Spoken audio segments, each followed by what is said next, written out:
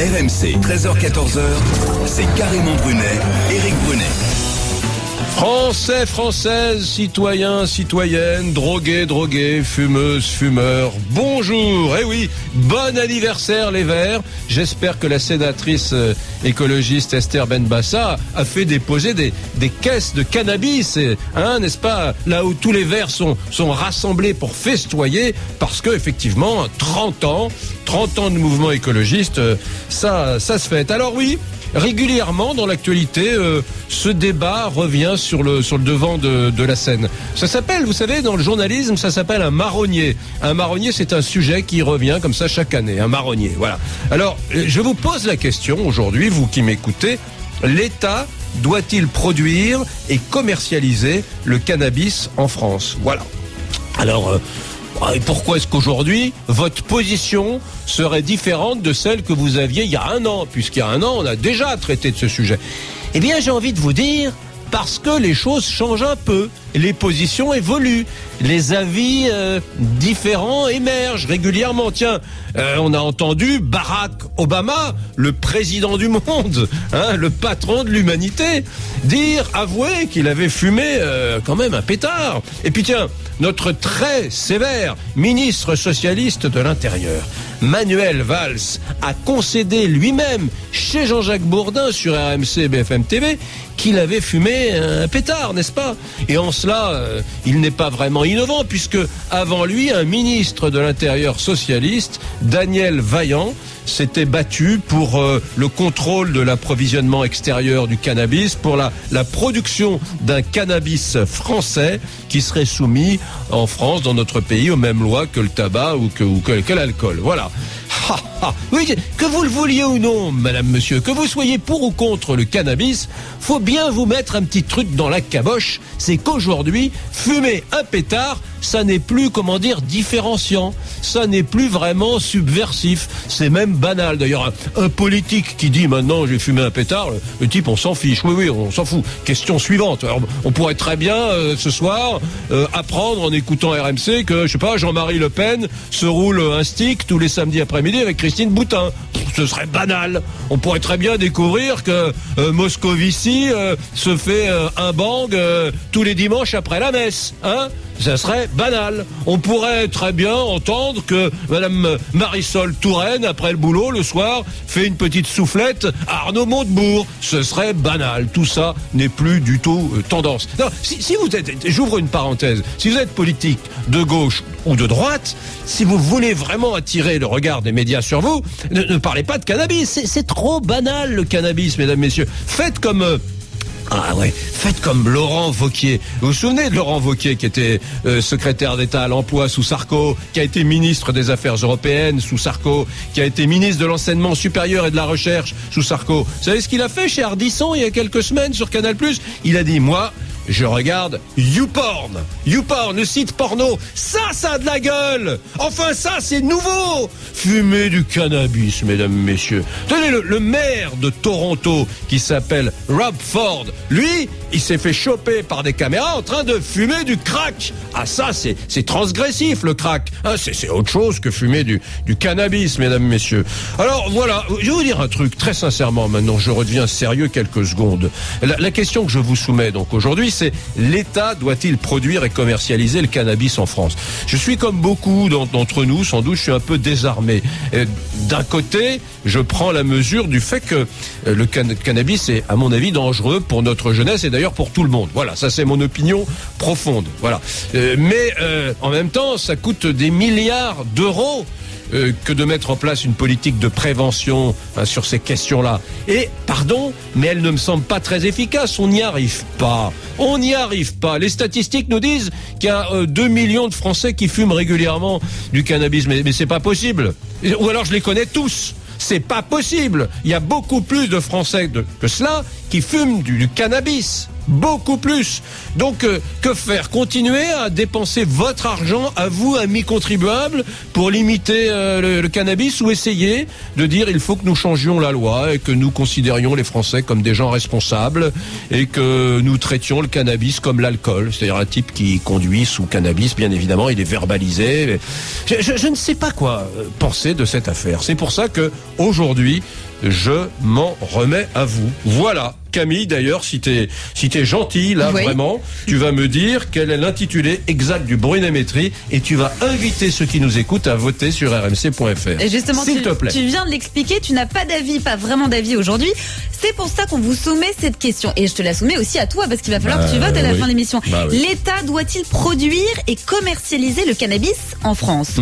Pour l'instant, votre réponse, c'est non à 60%. Vous continuez de voter sur rmc.fr, vous faites pareil par SMS au 6 10 71. Alors cette idée-là, elle a été émise, je le redis, par Esther Benbassa, sénatrice Europe Écologie Les Verts du Val-de-Marne, qui sera avec nous dans quelques instants. Bien évidemment, il y aura face à elle des opposants à cette idée. J'ai demandé à Bernard Debré, député UMP de Paris, mais surtout ancien ministre et surtout médecin, spécialiste de cette question-là, entre autres, d'être avec nous. Et puis, il y aura aussi Pierre Copp. Il est économiste, lui. Il est économiste et il dit légaliser, c'est pas tout autoriser, c'est pas faire n'importe quoi, c'est réglementer intelligemment. Et alors, j'aimerais qu'on l'écoute quand même, parce que peut-être qu'il y a des pistes, j'en sais rien. Franchement, j'en sais rien. Donc, de grâce, soyez sympas, votez, c'est gratuit et aidez-moi à y voir clair. RMC, 13h-14h, c'est carrément Brunet.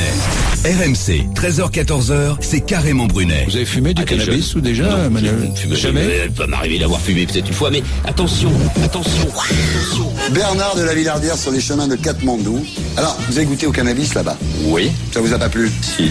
J'ai même goûté aux champignons hallucinogènes à Pokhara. Mon esprit a quitté mon corps et pendant 2 jours, je me suis battu pour réintégrer mon corps. Vous êtes porno, sérieux? Regardez bien YouPorn quand même, non? Comme tout le monde. Comme tout le monde, voilà.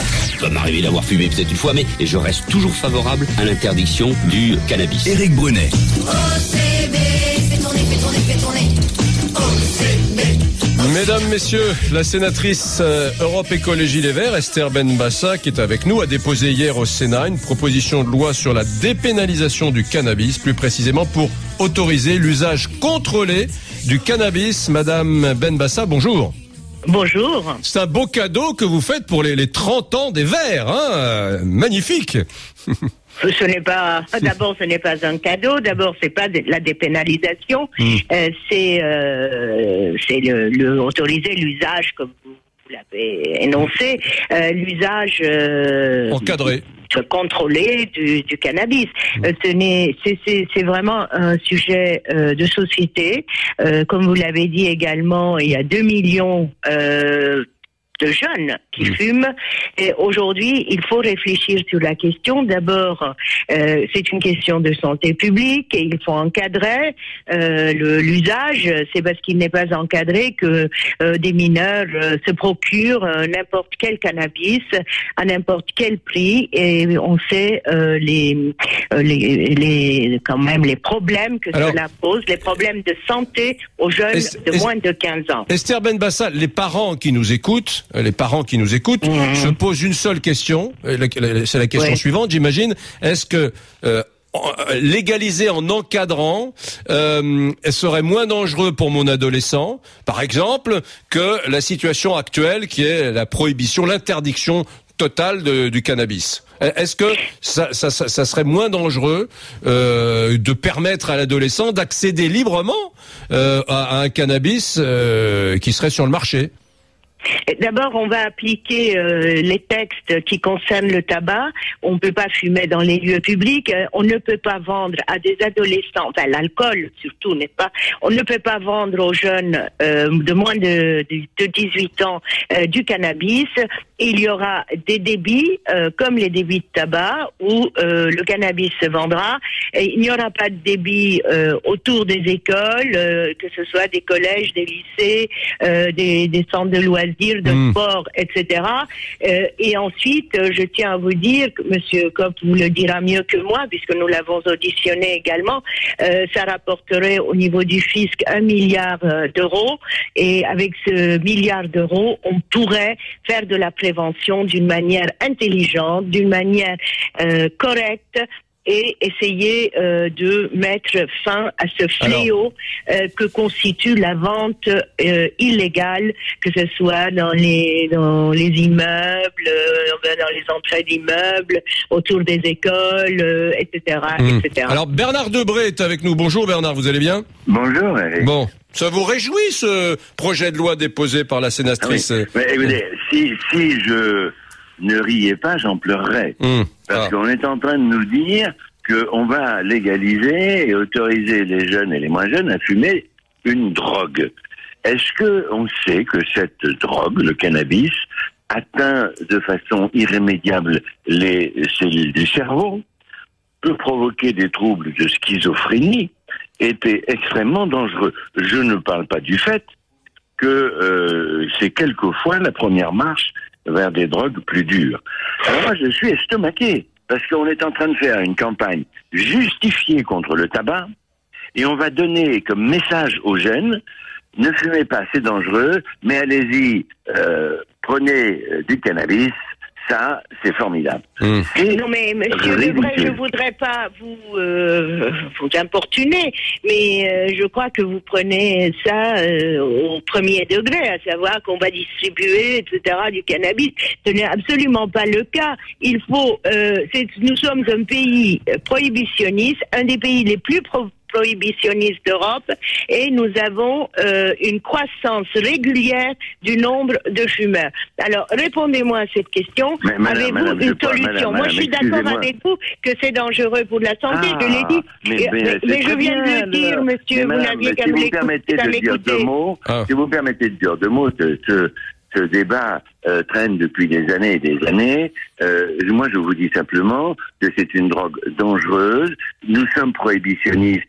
Certes, nous ne faisons pas assez de prévention. Et vous nous dites, chose extraordinaire, on va autoriser cette drogue et on va gagner 1 milliard d'euros pour pouvoir faire de la prévention. Est-ce que le gouvernement ne peut pas débloquer l'argent nécessaire pour faire de la prévention?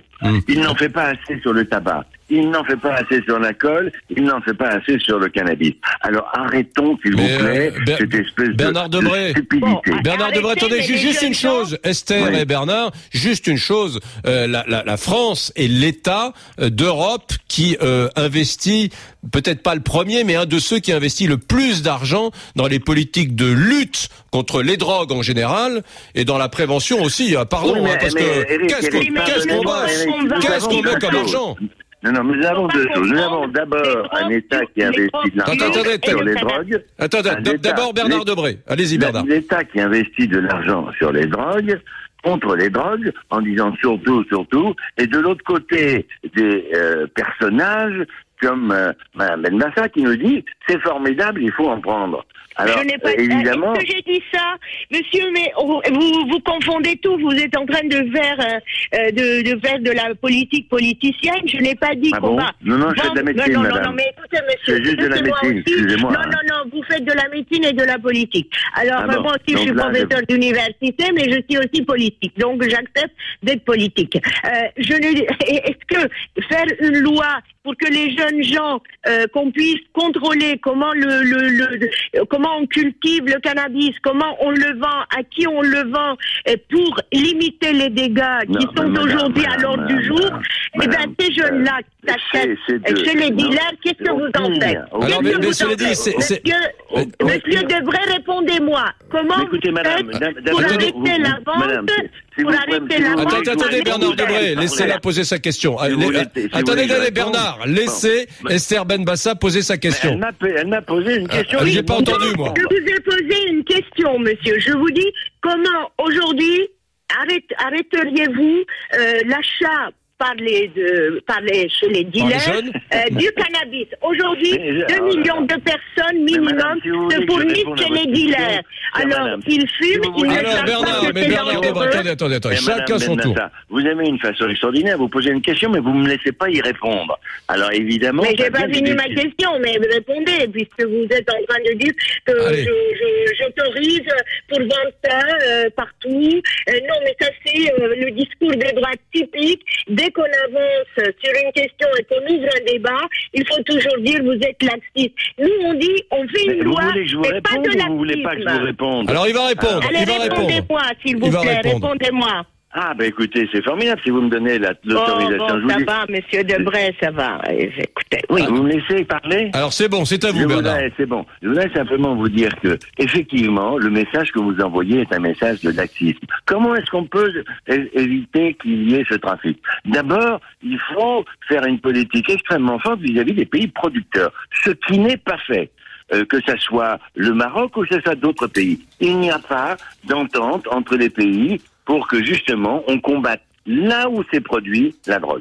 Deuxièmement, il faut aussi qu'il y ait au niveau de la télévision, de la radio, tous les moyens possibles, une mise en garde de nos enfants. Troisièmement, oui, on l'a dit, on a parlé de prévention. Mais vous me laissez répondre. Bon, enfin, écoutez, vous êtes Bernard. Alors, allez-y. Il faut qu'au niveau de l'école, au niveau des parents, qu'il y ait une grande formation et information. Vous ne vous rendez pas compte de ce que ça peut faire comme dégâts. Vous avez lu le texte de loi, monsieur. Nous formons les professeurs. Nous faisons des formations 3 fois par an dans les écoles. Si vous n'avez même pas lu le texte, vous essayez de sortir des préjugés. Vous savez, il faut arrêter avec ça. Regardez l'état de Washington et l'état du Colorado. Cela dit, attendez, Bernard Debray, Serben Bassin. Stop. Juste un truc, Bernard Debray. Ce qu'elle dit quand même Esther Benbassa, on peut lui faire crédit de cela, c'est qu'elle dit qu'elle est aussi soucieuse que vous de la protection des mineurs et des jeunes, et d'ailleurs de tous ceux qui deviennent des fumeurs de cannabis, et elle dit, moi mon souci, il est partagé avec le vôtre, Bernard Debray, mon souci c'est d'encadrer, de limiter et même de faire en sorte que le moins de gens possible fument du cannabis, mais ma voix à moi, dit-elle, elle est meilleure que la vôtre. La mienne, c'est celle. Non mais, entendu ce langage depuis longtemps. Alors qu'on m'explique comment elle veut gagner 1 milliard d'euros par la vente encadrée du cannabis et dire je suis contre le fait qu'on fume. Non, mais je vous ai dit que laissez-moi parler, madame, s'il vous plaît. Madame, laissez-moi parler, s'il vous plaît. Attendez. Elle est insupportable. Non, attendez. Esther Benbassa. Esther Benbassa. De l'ordre, Esther Benbassa. On sait très bien. Allez-y, attendez Bernard, laissez-la parler. Oui, les frais de procédure, d'emprisonnement, les frais, l'argent récolté par des centaines et de centaines de dealers. Alors cela reviendrait à l'État pour être injecté dans la prévention, monsieur. Parce que quand un gars, il achète son cannabis chez un dealer, sur le paquet, il n'est pas marqué que c'est dangereux. Au moins, là, quand ça sera vendu, ça sera marqué dangereux. Et puis, vous voulez qu'on envoie des armées en Colombie, comme en Centrafrique, pour empêcher qu'il y ait de la culture. L'État, par décret, demandera qu'il y ait une culture. En France, il contrôlera la culture, il contrôlera la distribution. C'est vrai que la dépense publique liée à la consommation s'élève à plus d'1 milliard d'euros, la petite affaire. Voilà. Eric, soyons clairs. Ouais. Vous pouvez pas jouer avec le cannabis, qui est une drogue dangereuse. Mais on le sait, mais il y a 2 millions de gens qui fument. On le sait. Arrêtez de vous interrompre. Un peu d'ordre. Mais oui, mais vous savez, je voudrais simplement dire qu'on ne peut pas jouer avec ça. C'est quelque chose de trop sérieux. Avec ça. Laissez aux dealers vendre à 2 millions de personnes de la... C'est dur. Chacun son tour. Chacun son tour. Je dis, on ne peut pas jouer avec ça parce que c'est une drogue dangereuse. C'est une drogue extrêmement dangereuse, qui est des drogues encore plus dangereuses, qui sont épouvantablement dangereuses. Je l'ai vécu dans ma chair. Mais Bernard Debré... Mais pourquoi Bernard Debré? Attendez, Esther Benbassa. Bernard Debré, pourquoi Barack Obama nous dit que c'est pas plus dangereux de l'alcool? Je ne pense pas que fumer du cannabis soit plus dangereux que de boire de l'alcool. Il envoie un signal.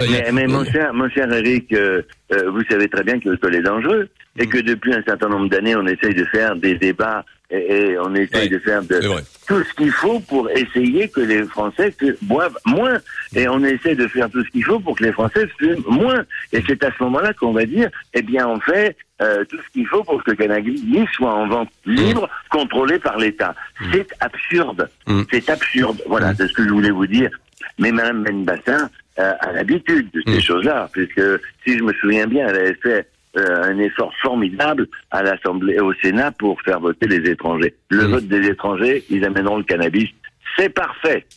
Voilà. C'est pas tout à fait le même débat. Merci beaucoup à Bernard Debré. Esther Benbassa, allez-y. Monsieur, laissez-moi répondre, parce que il sort vraiment des clichés qui n'intéressent plus personne. Il ne m'a pas répondu comment il n'arrive pas à arrêter avec la prohibition la montée de fumeurs de cannabis. D'accord? Quand il me répondra à cette question, moi je répondrai à ses préjugés. Oui, mais juste une chose. Laissez-moi finir. Je vous laisse, un pays comme les États-Unis, dans l'État de Washington, où se trouve quand même la capitale politique aussi, la ville de Washington se trouve dans l'État de Washington, et le Colorado ont autorisé la légalisation du cannabis.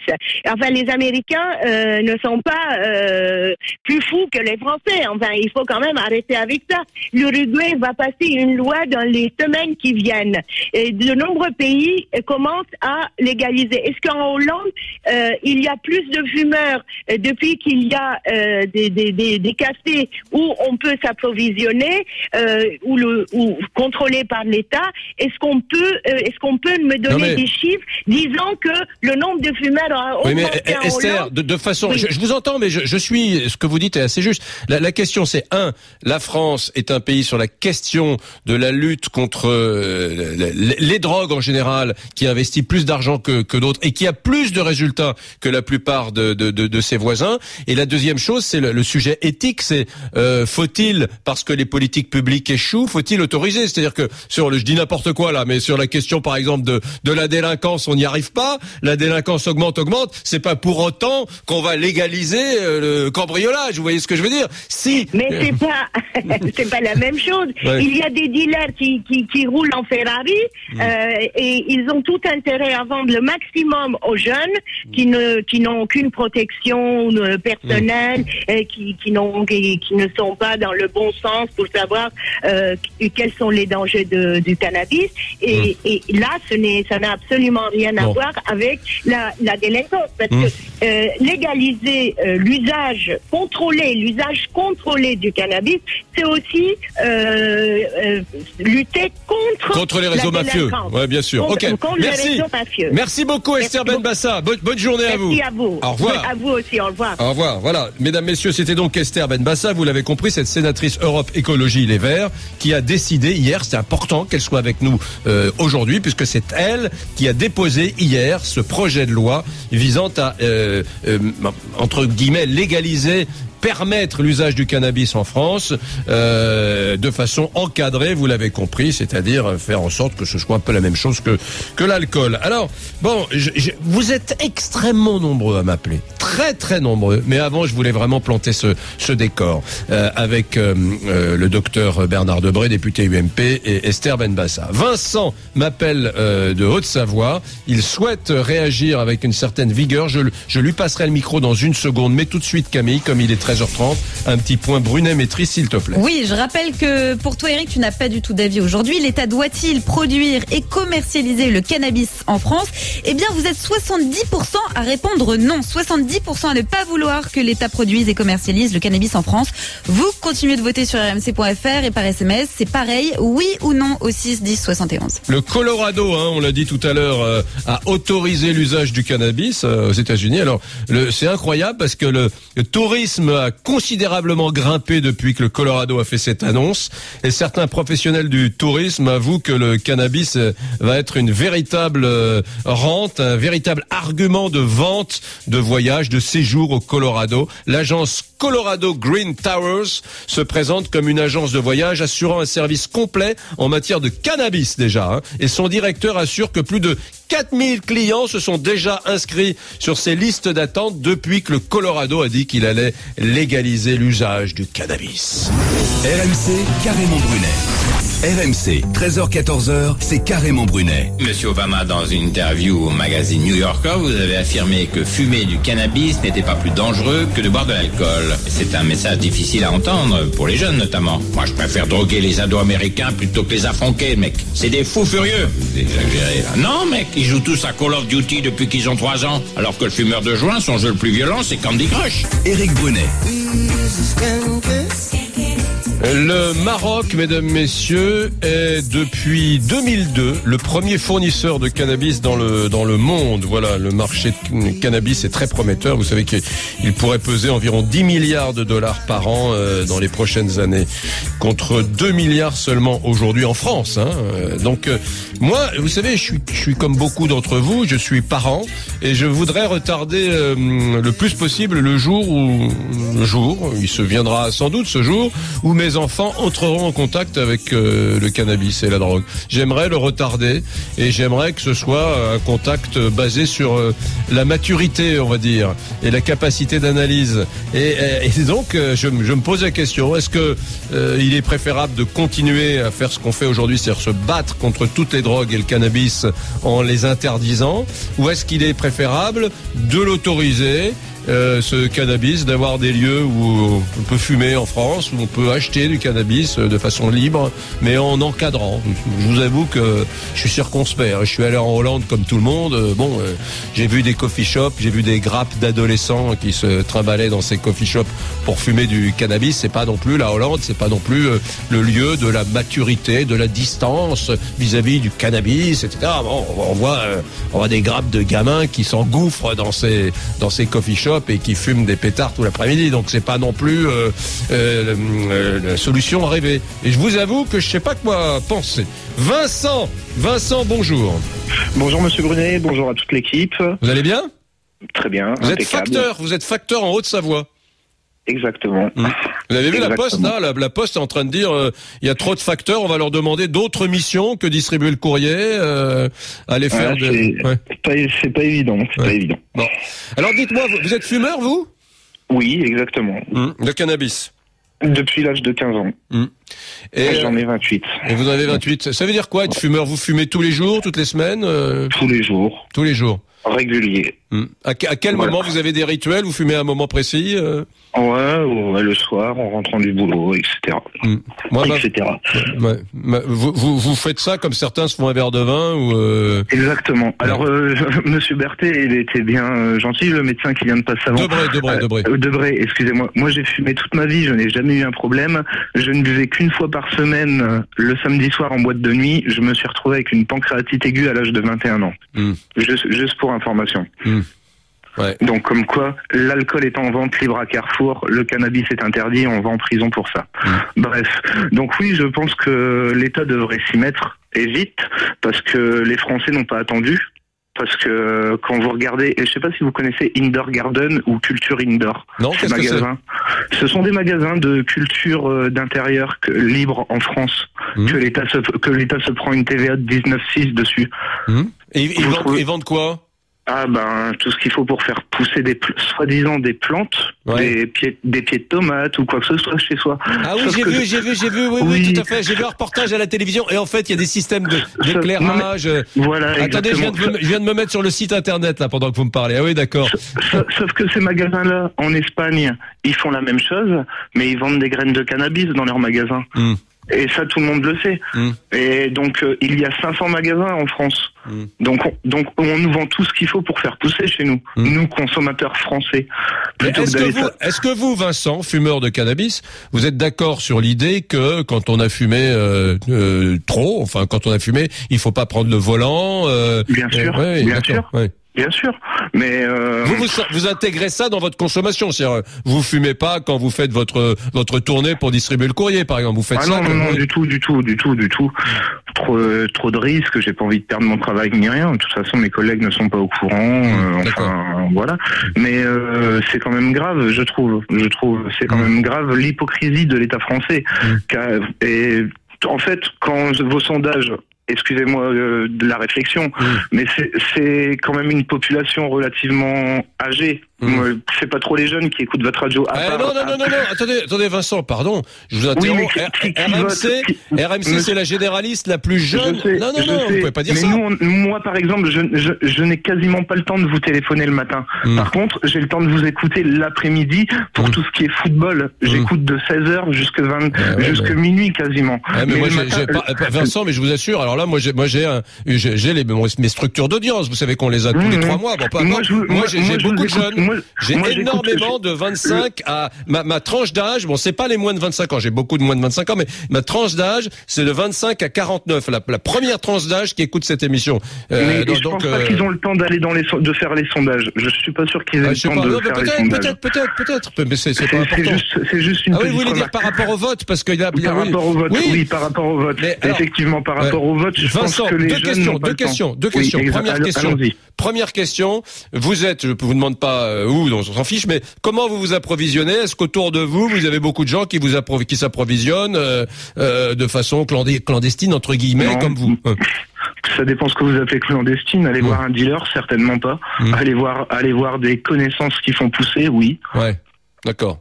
Donc très bien. Voilà. Et est-ce que vous avez le sentiment, vous qui êtes dans un environnement vous n'êtes pas à Marseille, à Lyon, vous êtes dans un département avec des villes moyennes et beaucoup de communes rurales. Est-ce que dans ces communes rurales, par exemple, on fume autant de hashish, de cannabis qu'on pourrait l'imaginer dans les grands centres urbains? Alors, on fume beaucoup moins de hashish, par contre, on fume beaucoup plus de marijuana. D'accord. Ouais, car on l'a fait pousser nous-mêmes. D'accord. Pierre Kopp est avec nous. Bougez pas, Vincent. Pierre Kopp est avec nous. Bonjour. Bonjour. Je vous ai demandé d'être là parce que vous êtes celui qui a un regard purement économique sur les choses et qui est extrêmement perturbant quand on a des positions très très ancrées. Vous êtes économiste à l'université Paris 1, vous êtes également avocat. La commercialisation entre guillemets, la légalisation du cannabis, c'est un des sujets auxquels vous réfléchissez souvent. Alors pour vous, les prohibitionnistes ont tort, enfin ceux qui veulent interdire la légalisation du cannabis ont tort de s'inquiéter. Pour vous, légaliser, c'est pas faire n'importe quoi, c'est pas autoriser absolument. Bien sûr, légaliser le cannabis, c'est permettre de le réglementer. Parce qu'aujourd'hui, la réglementation, elle est faite pour l'essentiel par les dealers, parce qu'effectivement, comme le disait l'auditeur précédent, dans les villes moyennes et en campagne, les gens font une autoproduction. Dans les grandes villes, c'est du cannabis, et le cannabis est acheté à des dealers et à des organisations criminelles. Donc, légaliser, c'est enlever les sources de revenus aux organisations criminelles et permettre à l'État de réglementer. Donc ça, c'est le premier point. Le deuxième, c'est réglementer pour faire quoi? Eh ben, à l'évidence, le but d'une légalisation du cannabis, c'est pas de faire en sorte que tout le monde de 5 ans à 77 ans soit défoncé du soir au matin. C'est évidemment pas l'enjeu. L'idée, c'est de faire un régime du cannabis qui ressemble à ce que devrait être le régime du tabac, c'est-à-dire un régime du tabac actuel un peu renforcé, pas de publicité, pas de vente aux mineurs, un prix suffisamment élevé pour que la consommation s'enflamme pas, et pas trop élevé pour éviter un très fort marché noir. Donc, à l'évidence, la légalisation du cannabis, taperait à la caisse les organisations criminelles, 2, permettrait à l'État de réglementer, et la collectivité, en termes de santé publique et en termes de sécurité, y trouverait des bénéfices. Moi, je suis allé plusieurs fois aux Pays-Bas. Alors, sur le papier, c'est séduisant ce que vous dites, hein. Mais j'ai toujours été marqué, notamment à Amsterdam. Bon, c'est vrai que quand on passe à proximité d'un coffee shop, à Amsterdam, on voit des grappes de gamins qui rentrent là-dedans. Ça sent le cannabis à l'extérieur sur 100 mètres carrés quand on passe dans la rue. Donc on se dit finalement le fameux contre-exemple qu'on nous sert toujours. Regardez la Hollande, etc. Quelle maturité, on voit des gamins, on se dit bon sang. J'espère que le mien sera pas comme ça, quoi. Donc c'est pas non plus très exaltant, Pierre Copp. Je suis bien d'accord.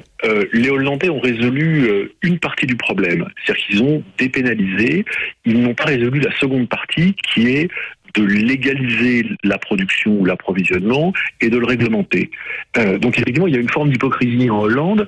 On n'est pas arrêté, on peut se promener avec une petite quantité de cannabis, mais on n'a pas réglé le problème de l'offre. Vu qu'on ne règle pas le problème de l'offre, on ne peut pas interdire la vente aux mineurs, on ne peut pas interdire la publicité. Donc ça, vous estimez que l'offre, c'est-à-dire il faut qu'il y ait des champs, des champs entiers en France, sous contrôle de l'État, qui produisent le cannabis bleu, blanc, rouge, français, c'est ça? Bleu, blanc, rouge, je ne sais pas, on peut l'acheter à l'étranger, mais ce qui me semble important, c'est qu'il y ait une régie du cannabis, qui distribue dans des conditions contrôlées le cannabis. La deuxième remarque sur la Hollande, parce qu'il ne faut pas attaquer le système hollandais, c'est que quand vous êtes quasiment seul à faire une réforme très courageuse comme ils l'ont faite il y a 10 ans en Europe, évidemment vous développez un tourisme du cannabis qui fait que la jeunesse des autres pays vient passer ses week-ends chez vous. Alors je comprends que ça agace les Hollandais et ça perturbe l'équilibre de leur système. Ouais, effectivement, c'est ce que vivent en ce moment les gens du Colorado. À mon avis, les agences de voyage sont très contentes dans le Colorado, mais peut-être que demain, la capitale, c'est quoi, Denver? Peut-être que demain, à Denver, au Colorado, il y aura des gens du Parti républicain ou Tea Party qui diront, mais qu'est-ce que c'est que ces centaines de milliers de fumeurs de cannabis qui nous arrivent du monde entier? On veut plus de ça, quoi. C'est-à-dire que ça, mais les habitants du Colorado seront bien contents de voir que la taxe qui est prélevée sur le cannabis vendu au Colorado, qui est affectée notamment aux écoles publiques et à une série de dépenses sociales, peut-être que les habitants seront bien contents de voir leurs impôts ne pas augmenter et les dépenses publiques être abondées de la somme qui sera prélevée sur le cannabis. Donc il y a quand même un bon côté. C'est très marrant, Pierre Copp, parce que finalement, oublions le côté un peu politique, je suis de gauche, je suis pour le cannabis, je suis de droite, je suis un affreux réactionnaire, je suis contre. Sur le plan purement économique, je me suis rendu compte qu'il y a beaucoup de gens qui sont un peu libéraux et qui estiment que là, justement, en mettant un peu d'État dans la production et l'encadrement du cannabis en France, c'est une façon, comme vous le dites, finalement de récupérer de l'argent. Et donc, je me rends compte que sur cette question-là, il y a des segmentations. La segmentation gauche-droite marche plus tellement. C'est-à-dire qu'il y a des gens de droite qui pensent que ce que vous préconisez, c'est pas bête. Et il y a des gens de gauche aussi qui sont radicalement contre la légalisation du cannabis dans ce pays. C'est curieux, hein, c'est transpolitique, Pierre Copp. Oui, bon, effectivement, vous remarquez qu'à aucun moment je ne vous ai dit si j'étais de gauche, de droite, libéral ou interventionniste. Et plus largement, ce qu'on voit, c'est que les politiques se posent tous la même question, c'est qu'est-ce que j'ai à gagner électoralement à être celui qui va faire légaliser le cannabis.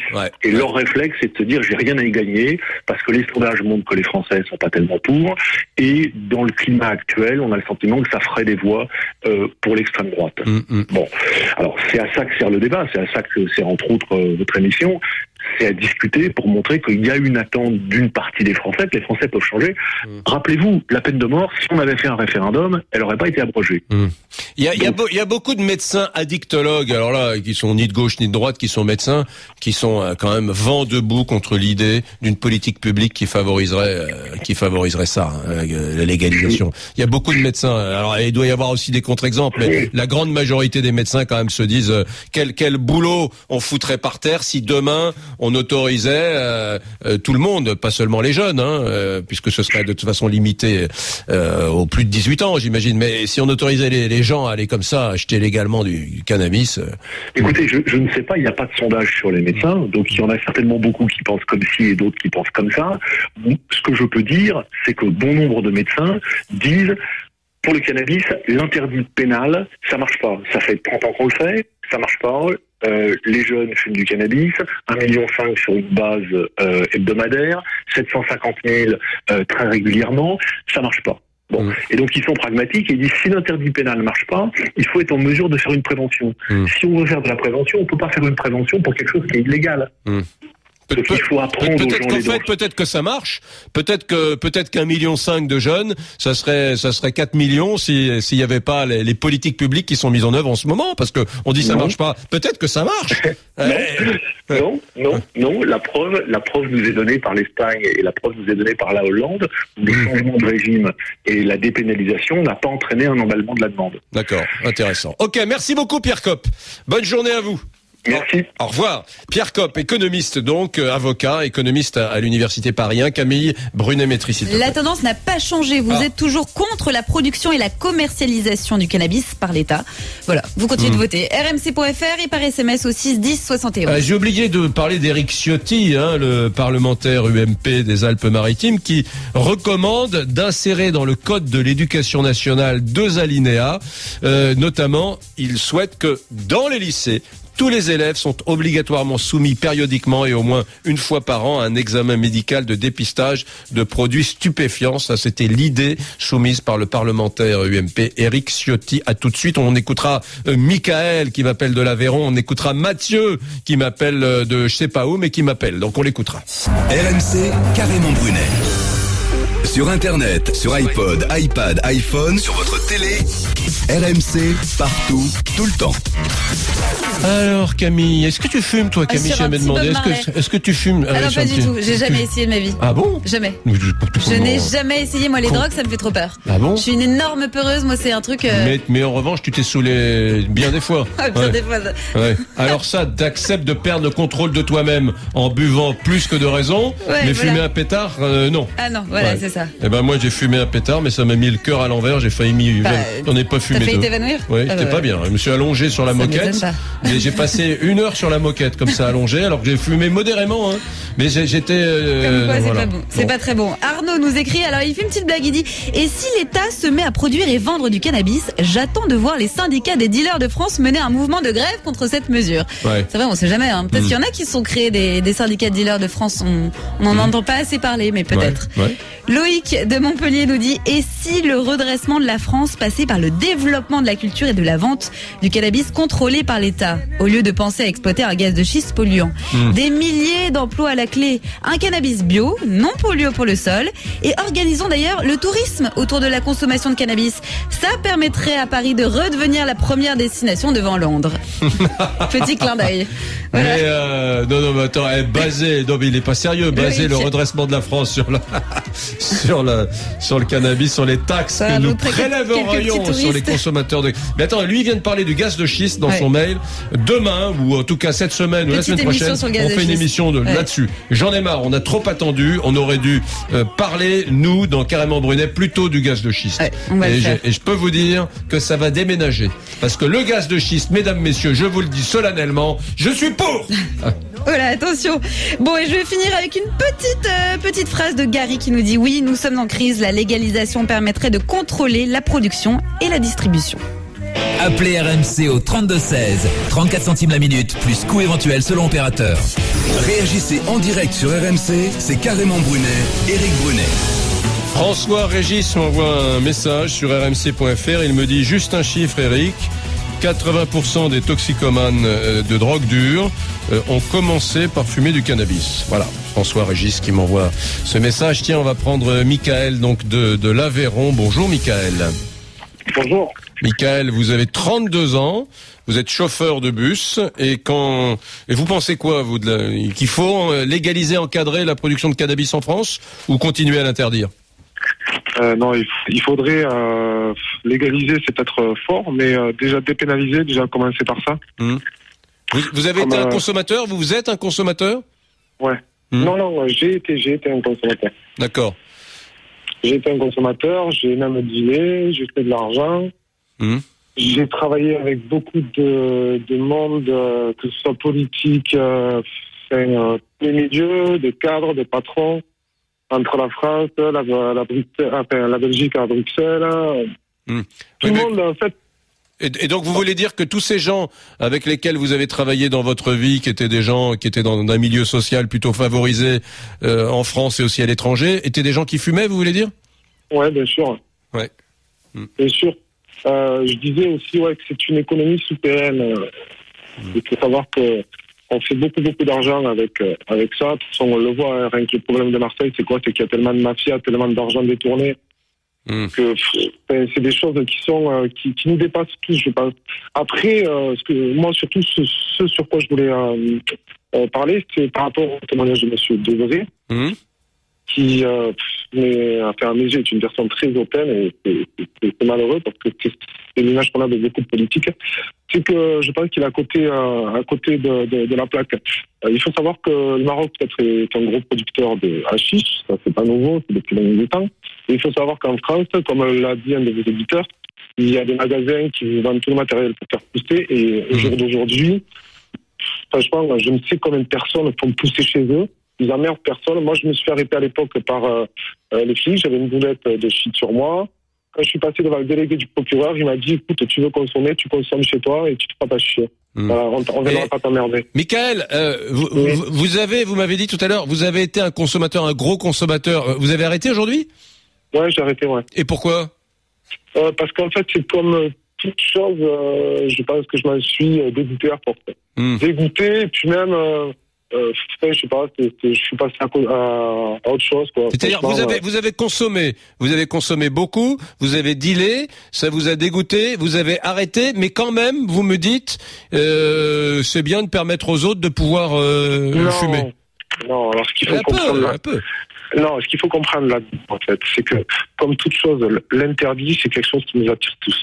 On vous interdit quelque chose, vous allez forcément être curieux et savoir le pourquoi du comment. Moi, dire justement qu'on banalise, qu'on pénalise le cannabis, c'est justement pour mieux expliquer, déjà éviter de vendre vraiment, excusez-moi du mot, mais de la merde aux gens, parce que vendre du pneu, du shit coupé à je ne sais quoi et tout, franchement, voilà. Et les gamins d'aujourd'hui, le problème qu'il y a, c'est que si on avait justement des encadrements prévus, je pense pas qu'ils auraient accès aussi facilement justement à ces drogues. À des produits, oui, d'accord. Ouais. Un, à des produits pourris, et deux, d'accord. Juste un truc, à la grande époque, quand vous étiez dealer, c'était votre activité principale, on gagne beaucoup d'argent quand on deal du cannabis?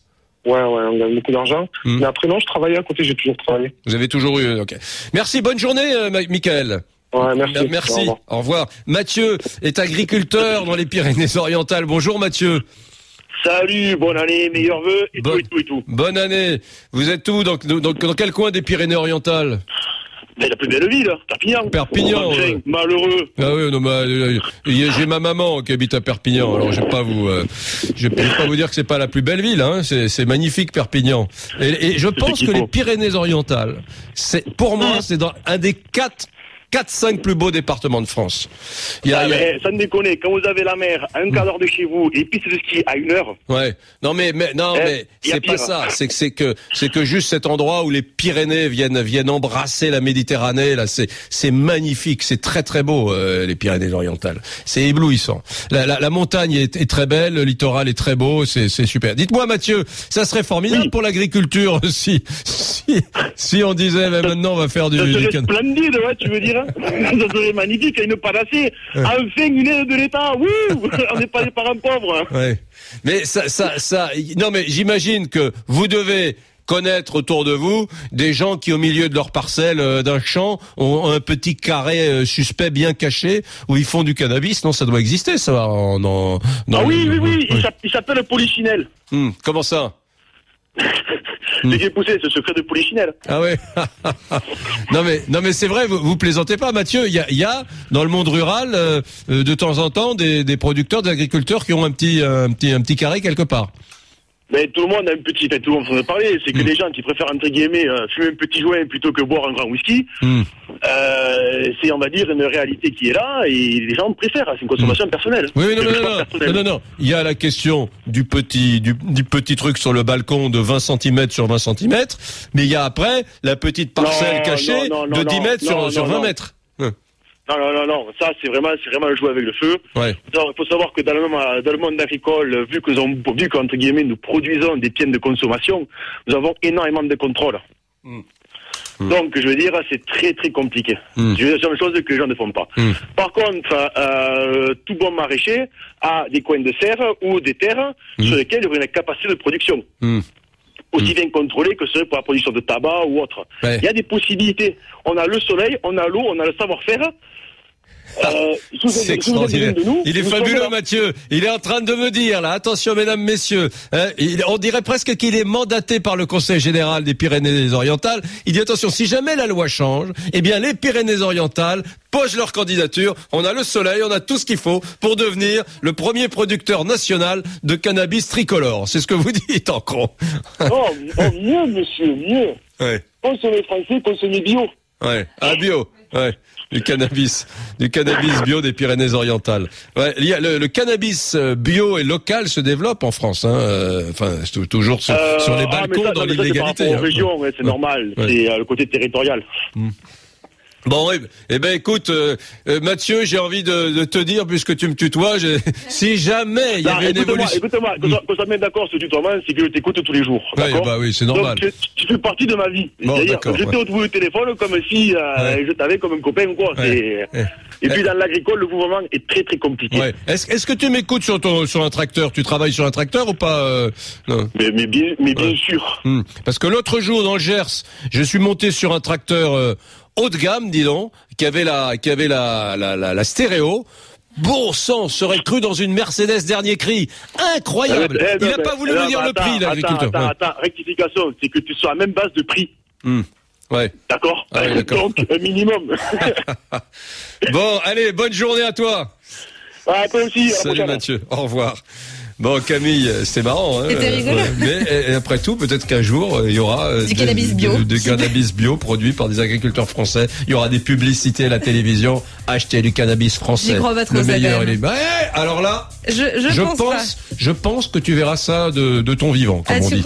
Ouais. Bon, résultat du Brunet-Métrie. Je suis pas en train de te dire je suis pas en train de te dire que c'est ce que je souhaite du tout. Moi, je suis un peu paumé sur ce débat. Bon, tu t'es pas fait d'avis d'ailleurs. Je me posais la question. Tu votes quoi finalement, oui ou non? Non, je vote pas. Je prends pas en compte ton vote alors. Tu votes carrément blanc. Ok, finalement vous êtes 75% quand même, 3 quarts à ne pas vouloir que l'État produise et commercialise le cannabis en France. Voilà. Et on monte, Camille, cette émission sur le gaz de schiste. Le gaz de schiste. Voilà. C'est noté. C'est dans le carnet. Dans un instant, Brigitte Lair. RMC, 13h-14h, c'est Carrément Brunet.